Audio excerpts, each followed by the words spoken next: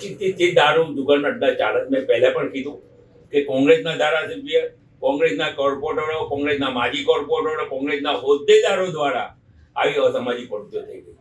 ગુજરાતમાં દારૂ, જુગાર, નશાયુક્ત પદાર્થોનું તદંતર બંધ થાય અને એના માટેના જે તે પણ કાયદા, કડકમાં કડક કાયદા બનાવીને એનો અમલ થાય એ માટેના હંમેશા પ્રયત્ન કરતા રહે. પરંતુ દુઃખ સાથે કહેવું પડે કે ગોમતીપુર પોલીસ સ્ટેશનની હદની અંદર કોંગ્રેસના ધારાસભ્ય, કોંગ્રેસના કોર્પોરેટરો દ્વારા, એમના કાર્યકરો દ્વારા, એમના સગાવાળાના દ્વારા દારૂ, જુગાર, સટ્ટો અને ડ્રગ જેવી નશીલી પદાર્થોનું ખુલ્લેઆમ વેચાણ કરી રહ્યા છે. અને દુઃખ થાય. આ વાત મેં અનેકવાર ગોમતીપુર પોલીસ સ્ટેશનના પોલીસ ઇન્સ્પેક્ટરને લેખિતમાં અને ટેલિફોનિક રજૂઆત કરી છે.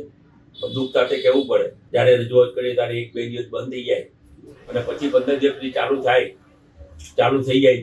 એના માટે દુઃખ છે. એટલા માટે મેં છેલ્લી વાર ગોમતી પોલીસ સ્ટેશનને પત્ર દ્વારા જાણ કરી તો 7 દિવસની અંદર ખૂણે ખાચરે પણ જાહેરમાં તો ઠીક, પણ ખૂણે ખાચરે પણ દારૂ, જુગાર કે આવી કોઈ પ્રવૃત્તિ ચાલશે તો ગોમતીપુર પોલીસ સ્ટેશન સામે મારા પરિવાર સાથે હું ગાંધીજીના માર્ગે આંદોલન કરીશ. આવા જ અવનવા વિડીયો જોવા માટે ફોલો કરો ઇન સેકન્ડ્સ.